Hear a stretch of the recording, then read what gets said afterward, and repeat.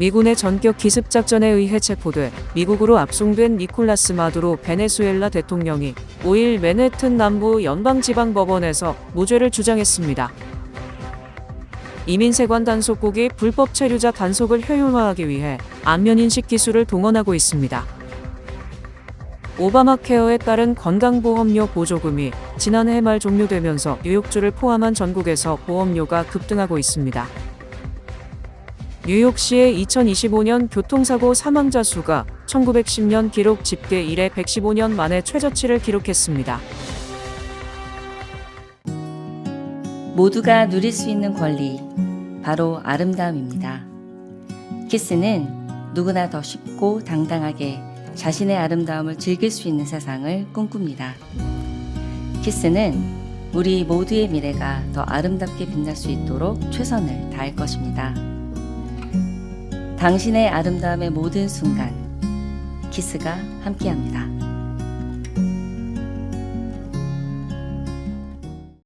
미군의 전격 기습작전에 의해 체포돼 미국으로 압송된 니콜라스 마두로 베네수엘라 대통령이 5일 맨해튼 남부연방지방법원에서 무죄를 주장했습니다.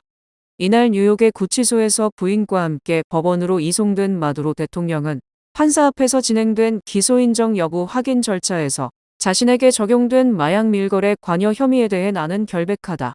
나는 유죄가 아니다라고 말했습니다. 마두로 대통령은 또 나는 점잖은 사람이고 내 나라의 대통령이라고 말했습니다. 마두로 대통령 부부는 미군의 전격적인 군사작전이 이뤄진 지난 3일 베네수엘라 수도 카라카스의 안전가옥에서 미군과 법무부 당국자에 의해 체포돼 같은 날 뉴욕으로 압송됐습니다. 트럼프 1기 행정부 시절인 2020년 마약 밀매, 돈 세탁 등 마약 테러리즘 혐의로 기소된 마두로 대통령이 미국 법정에 서는 것은 이번이 처음입니다. 일국의 현직 정상이 인신 구금 상태에서 타국 법정에 서는 것도 극히 이례적인 일입니다. 연방 법무부가 지난 3일 공개한 기소장에서 마두로 대통령은 마약 카르텔과 공모해 수천 톤의 코카인을 미국으로 밀반입한 혐의를 받고 있습니다. 이 혐의로 유죄 판결을 받으면 종신형에 처해질 수 있습니다. 도널드 트럼프 행정부가 기습적인 군사작전으로 니콜라스 마두로 베네수엘라 대통령을 축출하자 국제사회는 다음 타깃이 어느 국가가 될지 우려 속에 주시하는 분위기입니다. 트럼프 대통령은 먼저 4일 사저가 있는 플로리다주 마러라고에서 워싱턴 DC로 돌아오는 전용기 에어포스 원 기내에서 콜롬비아를 상대로 군사작전을 단행할 가능성을 언급했습니다. 그는 콜롬비아도 아주 병든 나라다.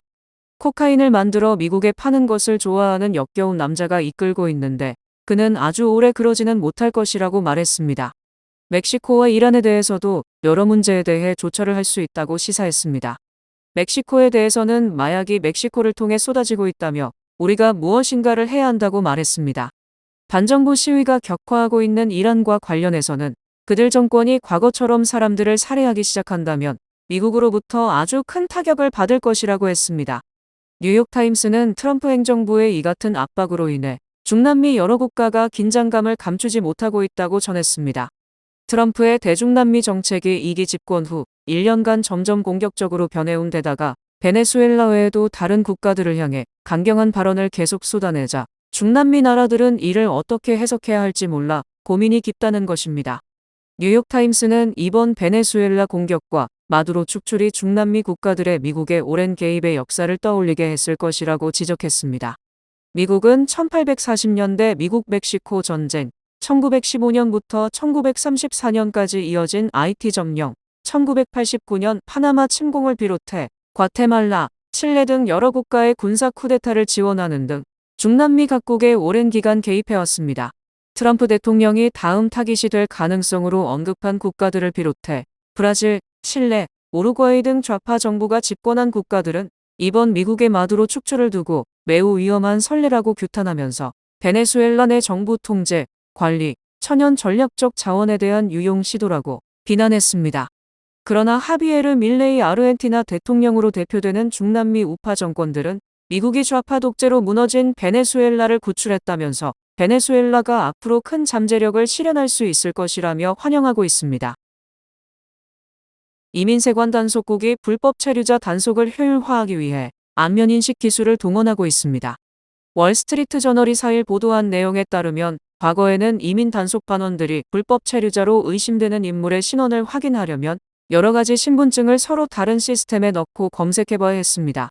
만약 결론이 불확실하면 일단 입건하고 구금한 상태로 추가 수사를 해야만 했습니다. 그러나 도널드 트럼프 대통령 이기 들어서는 스마트폰을 이용한 모바일 안면인식 기술이 적용된 모바일 포티파이라는 앱이 나오면서 이민 단속 반원들이 피의자의 신원과 체류 자격을 확인하는 작업이 매우 쉬워졌습니다. 의심 인물의 얼굴 사진을 촬영하기만 하면 됩니다. 모바일 포티파이 앱은 현장에서 10만 회 넘게 사용됐습니다. 이 앱은 정부가 보유한 범죄 데이터베이스에 접근할 수 있습니다.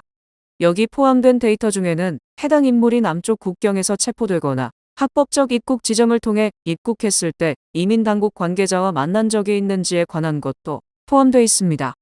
이 앱은 아울러 소셜미디어 게시물 등 공개된 자료의 검색 결과와도 연계됩니다. 이를 통해 해당자가 쓰는 다른 이름, 그가 과거에 살았거나 간 적이 있는 장소와 다른 사람들과의 친분 관계 등도 파악이 가능하다고 월스트리트저널은 취재원들을 인용해 전했습니다. 아이스에 따르면 이민 단속 반원이 이 앱으로 사진을 찍을 때는 허락을 받을 필요가 없으며 권장 촬영 거리는 4피트 이내입니다. 오바마 케어에 따른 건강보험료 보조금이 지난해 말 종료되면서 뉴욕주를 포함한 전국에서 보험료가 급등하고 있습니다. 이에 따라 보험료 부담을 감당하지 못한 가입자들이 보험을 해지하면서 무보험자가 늘어날 수 있다는 우려도 커지고 있습니다. 이일 캐시 호컬 뉴욕주 지사실에 따르면 보조금 만료로 뉴욕주 건강보험 가입자의 월 평균 보험료는 약 38% 인상될 것으로 추산됩니다. 이는 개인 기준 연간 약 $1,400, 부부 기준 약 $3,000의 추가 부담이 발생하는 수준입니다. 지역별로는 뉴욕시의 경우 부부 기준 월 평균 보험료가 약 $211 오를 전망이며 롱아일랜드는 $219, 미드워드슨 지역은 $206, 웨스턴 뉴욕은 $267 등의 인상이 예상됩니다. 이러한 보험료 급등으로 일부 가입자들은 아예 무보험 상태를 선택하거나 보험료는 낮지만 치료 시 본인 부담금이 수천 달러에 달하는 저보장 보험으로 이동하고 있습니다. 특히 펜실베니아 주에서는 지난해 말 기준 오바마 케어 가입자 중 약 50만 명 중 6만여 명이 보험을 해지한 것으로 나타났습니다. 전문가들은 건강보험료 급등으로 의료 사각지대가 확대될 가능성이 크다며 고물가 부담과 맞물리면서 다가올 중간선거의 주요 쟁점으로 부상할 수 있다고 분석했습니다. 뉴욕시의 2025년 교통사고 사망자 수가 1910년 기록 집계 이래 115년 만에 최저치를 기록했습니다. 시교통국에 따르면 2025년 한 해 동안 교통사고로 숨진 사람은 205명으로 집계됐습니다. 이는 전년도 253명보다 19% 감소한 수치로 종전 최저 기록이었던 2018년의 206명보다도 1명이 적습니다. 이는 자전거 도로 확충과 과속 단속 강화, 도로 구조 개선 등을 골자로 한 비전 제로 정책의 시행 10년 만에 가시적인 성과를 거둔 것으로 평가됩니다. 비전 제로 정책이 도입된 2014년 이후 전체 교통사고 사망자는 약 31% 줄었습니다. 도로별로는 브롱스는 54명에서 33명으로 39% 급감했고 퀸즈 23%, 맨해튼 11%, 브루클린 9% 순으로 줄었습니다. 스태튼 아일랜드는 전년과 비슷한 수준을 유지했습니다. 교통수단별로는 자동차 운전자와 동승자 사망자가 크게 줄었고 오토바이 이용자 사망도 감소했습니다. 보행자 사망자는 111명으로 역대 최저 수준을 유지했으며 자전거를 포함한 모든 주요 교통수단에서 사망자가 감소했습니다. 특히 아동교통사고 사망자는 6명으로 전년 대비 63% 줄어 눈에 띄는 개선을 보였습니다. 한국계 매기강 감독의 K-팝 데몬 헌터스가 북미 비평가 단체가 주관하는 권위 있는 시상식 크리틱스 초이스 어워즈에서 최우수 장편 애니메이션상과 주제가상 등 2관왕을 차지했습니다. K-팝 데몬 헌터스는 지난 4일 캘리포니아주 샌타모니카에서 열린 제31회 크리틱스 초이스 어워즈에서 경쟁작이었던 주토피아2, 엘리오, 인 유어 드림, 마르코 등을 누르고 장편 애니메이션 부문 수상의 영예를 안았으며 사운드 트랙 골든으로 주제가상까지 거머쥐었습니다. 캐데어는 특히 할리우드의 애니메이션 명가 디즈니와 픽사 스튜디오의 쟁쟁한 작품들을 제치면서 오는 3월 열리는 최고 권위의 아카데미상 수상 가능성에도 청신호가 켜졌습니다. 또한 오징어 게임 시즌3는 이날 시상식에서 경쟁작 아카풀코, 라스트 사무라이 스탠딩 등을 제치고 TV 부문 최우수 외국어 시리즈상을 3번째로 수상했습니다.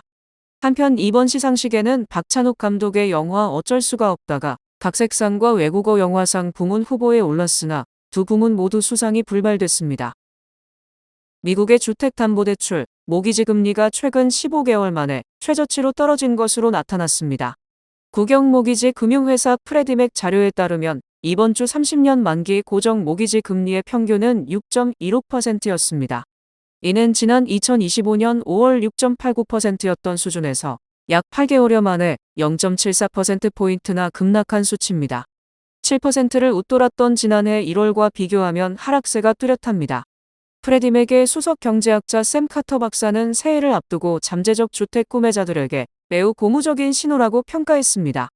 대출기관인 록앤 모기지에 따르면 모기지 금리가 불과 1%포인트 정도만 낮아지더라도 집값에 따라 연간 수천에서 수만 달러의 이자 비용을 절감할 수 있습니다. 모기지 금리가 2025년 하반기부터 가파르게 하락하는 배경에는 연방준비제도의 기준금리 인하 드라이브가 있습니다. 실제로 지난해 하반기부터 고용지표가 눈에 띄게 둔화되면서 노동시장을 살리기 위해 연준이 금리를 내릴 것이라는 기대감이 커졌습니다. 현재 금리가 많이 낮아졌다고는 하지만 코로나19 팬데믹 당시 2에서 3%대 저금리로 대출을 받았던 기존 주택 소유자들에게는 여전히 높은 수준입니다. 시장은 올해 4월과 가을 등 두 차례 정도의 추가 금리 인하를 기대하고 있습니다. 2026년 부동산 시장은 금리의 완만한 하락세와 고용시장의 견고함 사이에서 팽팽한 균형을 이룰 것으로 관측됩니다. 인공지능으로 배달 음식 사진을 조작해 환불을 받아내는 새로운 사기 수법이 등장한 것으로 나타났습니다. 5일 영국 일간 더타임스에 따르면 최근 AI 편집 기능을 활용해 배달 음식 사진을 조작한 뒤 배달 앱에 환불을 요구하는 사례가 잇따르고 있습니다. 배달 음식을 상했거나 덜 조리된 것처럼 조작한 뒤 불만을 제기하는 방식입니다. 공개된 사진을 보면 멀쩡하게 구워진 햄버거 패티를 덜 익은 것처럼 분홍빛이 돌게 만들었습니다. 음식에 가짜 곰팡이를 합성하거나 케이크가 배달 중 녹아내린 것처럼 만들기도 했습니다. 디저트 상자 안에 파리 이미지를 합성해 넣기도 했습니다.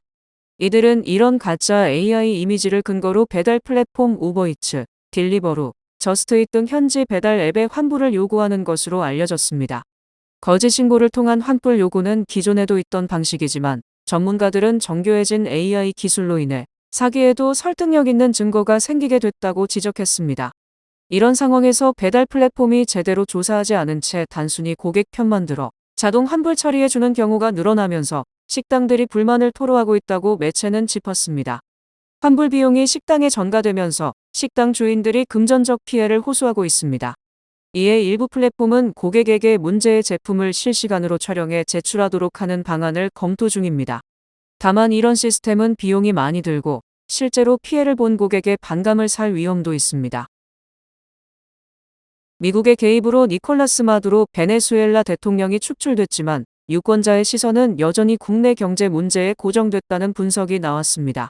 4일 월스트리트 저널에 따르면 2024년 대선 때 도널드 트럼프 대통령을 지지했던 유권자들 사이에서도 베네수엘라 개입에 대한 회의론이 확산하고 있습니다. 물가 안정과 정부 지출 축소를 기대하면서 트럼프 대통령에게 표를 던졌지만 외국에 대한 군사 개입이라는 예상치 못한 결과만 목격하게 됐다는 것입니다.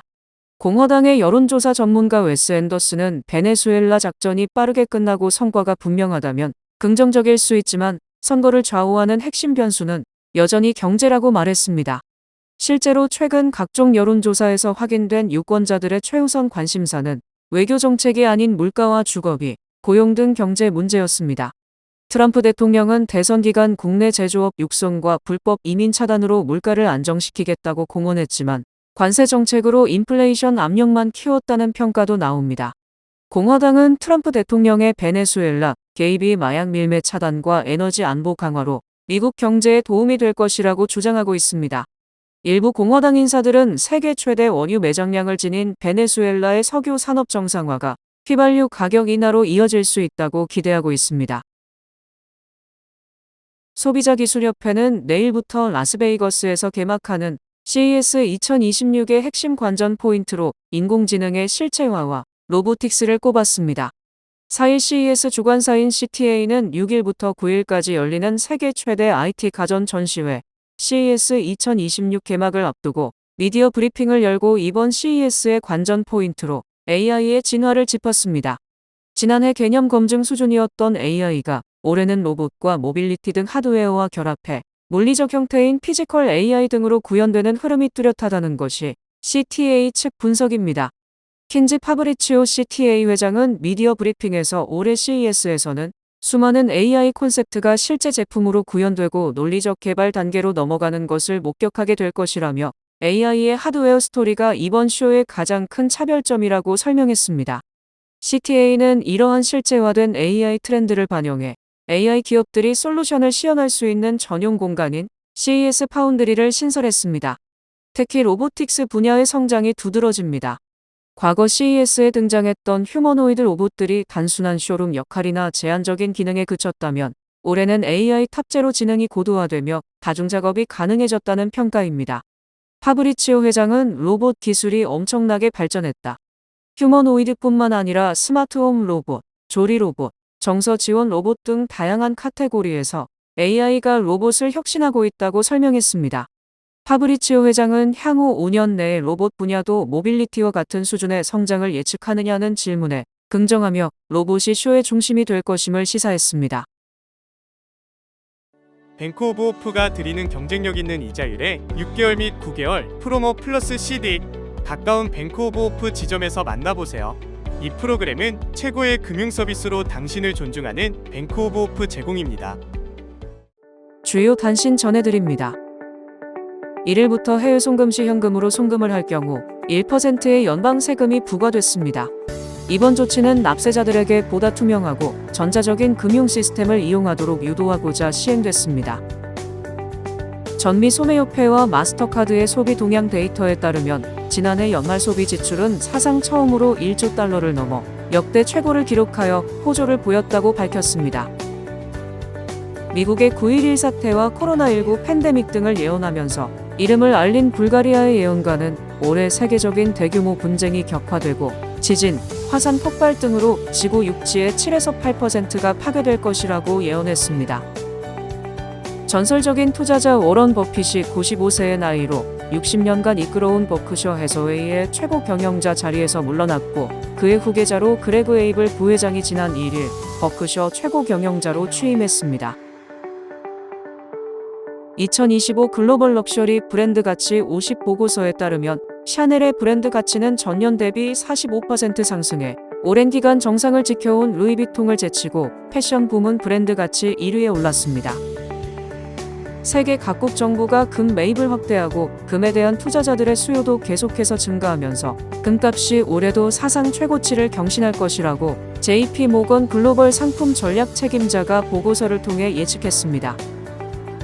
바이올린 연주자 브라이언 킹 조셉이 스미스의 글로벌 투어가 진행 중일 때 자신이 묵던 호텔 방에 누군가 들어왔으며 이 사실을 매니지먼트 팀에 알리자 투어에서 해고되었다며 윌 스미스와 그의 소속사를 부당해고와 성희롱 혐의로 소송했습니다. 전 세계에서 한인과 한국 국적자 약 256만 명이 미국에 거주해 재외국민과 외국 국적 한인이 가장 많이 살고 있는 국가로 조사됐습니다. 날씨 전해드립니다. 화요일인 내일은 대체로 흐리고 가벼운 비가 내리겠습니다. 낮 최고 기온은 42도, 최저 기온은 38도입니다. 해 뜨는 시간은 7시 20분, 해 지는 시간은 4시 44분입니다. 이상으로 주간 날씨와 세계 날씨 전해드립니다.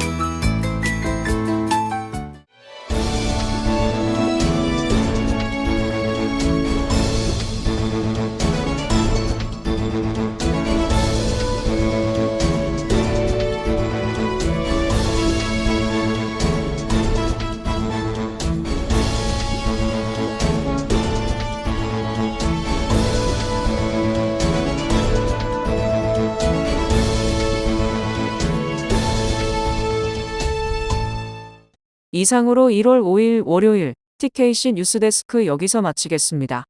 시청해주신 여러분 고맙습니다.